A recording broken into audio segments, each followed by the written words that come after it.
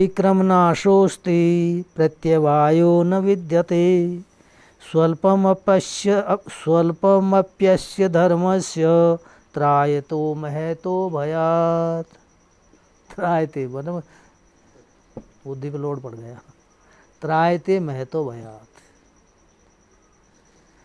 हे पार्थ, इस धर्म का अभिक्रम नाश न अस्ति। यही मानी इस मोक्ष मार्ग में जो बताया जा रहा है, चल रहा है, उसमें इस जो मैंने आपको बताया है योग, उसमें किसी भी प्रकार से उसका बीज का नाश नहीं होता है। अभिक्रम कहते हैं प्रारंभ करना, बीज कह दो, उसके बीज का नाश नहीं होता है। और दूसरा लाभ क्या है कि प्रत्यवायः न विद्यते, इसमें विपरीत फल मिलने की कोई आशंका है ही नहीं। सांसारिक जो कर्म हैं, कर्म बंधन जो हैं, उनमें उनके विधि विधान के अनुरूप यदि क्रिया नहीं हुई, थोड़ी भी उसमें गलती रह गई तो प्रत्यवाय होता है, उल्टा फल मिल जाता है। वो केवल मात्रा के उच्चारण की गलती हुई थी।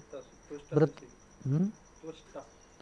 त्वष्टा, हाँ, त्वष्टा प्रजापति को केवल उच्चारण की तो गलती हुई ना, तो पुत्र को मारने वाला शत्रु पैदा हो गया। पुत्र से मरने वाला शत्रु को पैदा कर रहा था, लेकिन मारने वाला हो गया, केवल इतने से। तो प्रत्यवाय विद्यते, लेकिन अस्मिन् कर्म योगे समत्व योगे प्रत्यवाय न विद्यते। दो लाभ हो गए। थोड़ा सा भी, स्वल्पमपि, करना तो दूर है, लेकिन आपको फिर जाना माना दूं, करने के से पहले यदि आपका संकल्प भी हो जाता है, निश्चय भी हो जाता है, नहीं समझ में, तब भी जाकर के सारे अनर्थों का नाश होना प्रारंभ हो जाता है संकल्प मात्र से। अपने आप यहीं देखो ना, अब आप लोगों का या पूर्व और भी जो विद्यार्थी हैं, प्राथमिक भी विद्यार्थी हैं, उनका उस परमात्मा की ओर चलने का मात्र विचार ही तो हुआ है, संकल्प हुआ है। लेकिन योगक्षेमम वहाम्यहम, भगवान कहते हैं उनके सारे योगक्षेम को मैं वहन करता हूँ। तो सारी सुविधाएं अपने आप ही जुटा देते हैं, कुछ करना धरना नहीं पड़ता। इसलिए प्रत्यवाय भी नहीं और बीज का नाश भी नहीं। स्वल्पम अपि अस्य धर्मस्य महतो भयात त्रायते, इस धर्म का थोड़ा सा भी अंश ले लिया तो महान भय से रक्षा करता है। महान भय क्या है? जन्म मरण का जो दुख है, भय है, वही सबसे बड़ा महान भय है, जन्म मरण का। उस जन्म मृत्यु से ये है जन्म मृत्यु को ये हटा देता है, टाल देता है, उस भय को ये नष्ट कर देता है।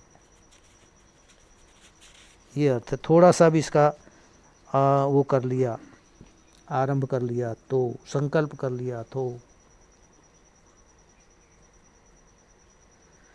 अपिचेत सुदक भाग, इसी में कहेंगे आगे, अपिचेत सुदुराचारो भजते माम अनन्य भाग साधुरेव समन्तव्य, क्यों? सम्यक व्यवसितो ही सह। अपिचेत सुदुराचारो, दुराचारी में भी दुराचारी है तो बहुत नहीं, लेकिन भजते माम अनन्य भाग, अभेद भाव से मेरा भजन करता है, तो साधु एव सहमंतव्य, वो साधु ही मानना चाहिए, दुराचार उसका खत्म हो गया निश्चय करते ही। लेकिन निश्चय के बारे में आगे बता रहे, व्यवसायत्मिका बुद्धि रेकेह कुरुनंदन बहुशाखा ही अनंताश्च बुद्धयो अव्यवसायिनाम। ये कुरुनंदन, हे अर्जुन, इह माने इस मार्ग में जो ये है, इसमें निश्चयात्मा का बुद्धि एक ही है, एका एव, केवल एक ही बुद्धि है निश्चयात्मक, निश्चय कर लिया वो जाकर के।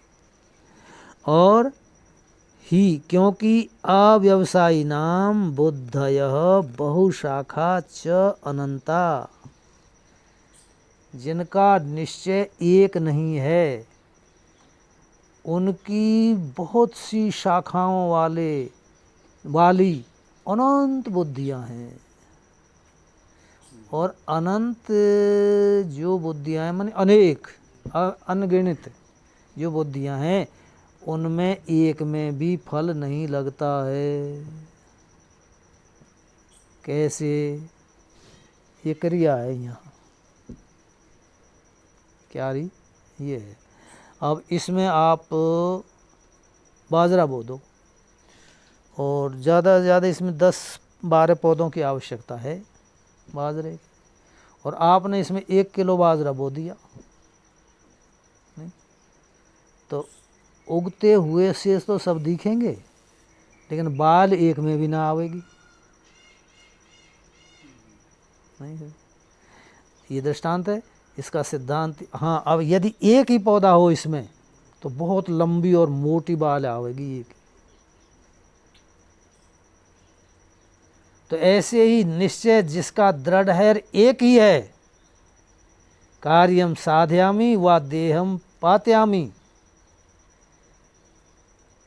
या तो कार्य को सिद्ध करके छोड़ूंगा अथवा देह को नष्ट हो जाएगी तब जा करके रुकूंगा। यह निश्चय होता है जिसका, उसको निश्चय ही सफलता मिलती है। भगवान भी उसकी सहायता करने के लिए उसके पीछे पीछे दौड़ते हैं। आगे समझ, जिसका ऐसा दृढ़ निश्चय होता है। क्योंकि एक दिन कहा था कि तेरी इच्छा ही मेरा आदेश है,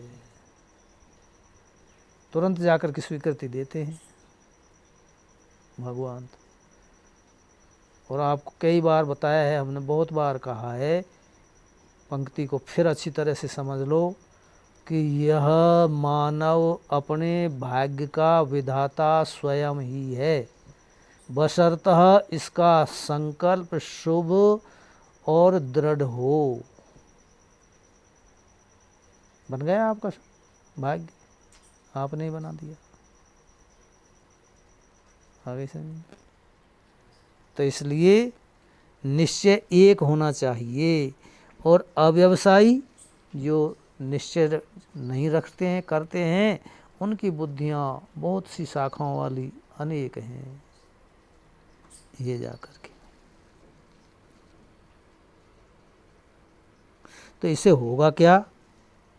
अनंत बुद्धियों से होगा क्या, उसको भाष्यकार भगवान बता रहे हैं। पंक्ति देखो यहाँ पहले पैराग्राफ के बाद में, या पुनः इतरा बुद्धयो यासाम शाखा भेद प्रचार वशात अनंतः अपारः अनुपरतः संसारो नित्य प्रततो अर्थात विस्तीर्णो भवति।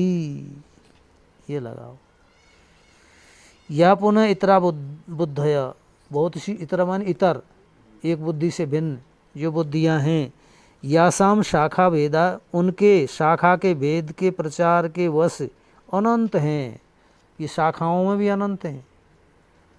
ये वैष्णव ऐसे कह रहे हैं, उदासीन ऐसे कह रहे हैं, सन्यासी ऐसे कह रहे हैं, कहें जाके नागा ऐसे कह रहे हैं, कबीर ऐसे कह रहे हैं, अनंत हो गई। अब आगे कहेंगे इसी के लिए कि ये बुद्धि जब तक तेरी निराकृत नहीं होगी तब तक तू अधिकारी नहीं बनेगा। श्रुति विप्रतिपन्ना, आगे बताएं। तो इससे हानि क्या होगी? अपार जो बुद्धि हैं, अनुप्रतः, कौन उपरत नहीं होता है, बोले कौन? संसार।